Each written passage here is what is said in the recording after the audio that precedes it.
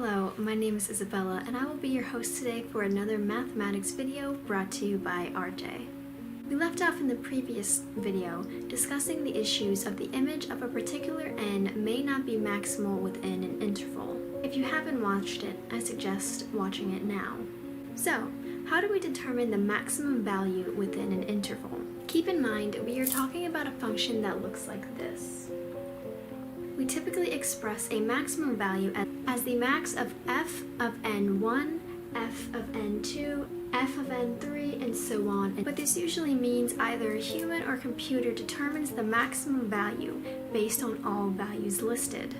In general, a function cannot do this automatically. Furthermore, this is not closed. Also, in the previous video, we stated that the power of the function must be at least the negative natural logarithm of n divided by the natural logarithm of f.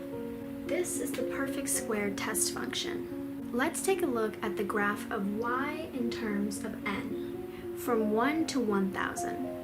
I will put on the screen now.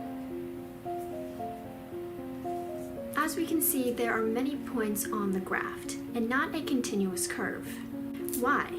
Because when the image is a perfect square, f equals 1, the natural logarithm of 1 equals 0. We cannot divide by 0, so the graph is discontinuous. You might be asking, so what do we do if n is a perfect square? Then y is undefined. This is true, but we can get around it. If you notice on the graph, the points fluctuate, meaning they are not always increasing or decreasing, but the locally maximal points are always increasing. So it is sufficient to construct another function that is always greater than or equal to all of the locally maximal points. Let's take another step by dividing y by n. This graph represents the slopes of y for each n. As we can see, the distances between the locally maximal slopes are decreasing in a logarithmic fashion. This is great. If we can construct a continuous logarithmic function that is greater than or equal to the locally maximal slopes, then we have our solution in a sense. However, this is quite tricky.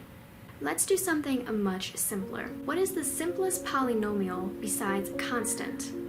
A linear function. And what do we know about linear functions as they are related to logarithmic functions? They grow faster than logarithmic functions. I'll leave it to you to prove that. This fact fits perfectly for what we need since y has no upper bounds. So we can instead construct a linear function that works just as well. It just won't be optimal. Finding an optimal logarithmic function may be a topic for a future video. So, how do we construct this linear function? Oddly enough, we calculate the slope of the slope at any n. But since RJ made the graph from 1 to 1000, we calculate the slope of the slope when n equals 962, which is the last locally maximal value within the interval. Let's also draw a line of that slope on the graph. The only issue here is, as we can see, not all of the red points are below the blue line. So we need to raise the blue line so that they are.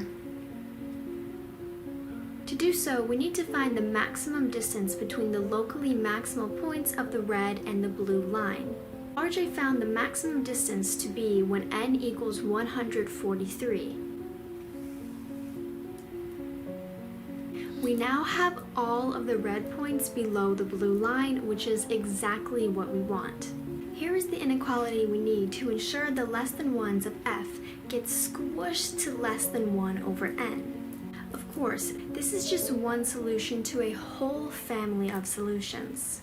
Technically, we didn't actually determine the maximum value within an interval, but we found a solution that exceeds the maximum and does what we need the maximum value to do. In essence, we eliminated the need for the maximum value. Of course, we did find the solution manually. So, unfortunately, it is not a closed formula. I'll leave you with one question. What other applications can this process be used for? I hope you enjoyed this video.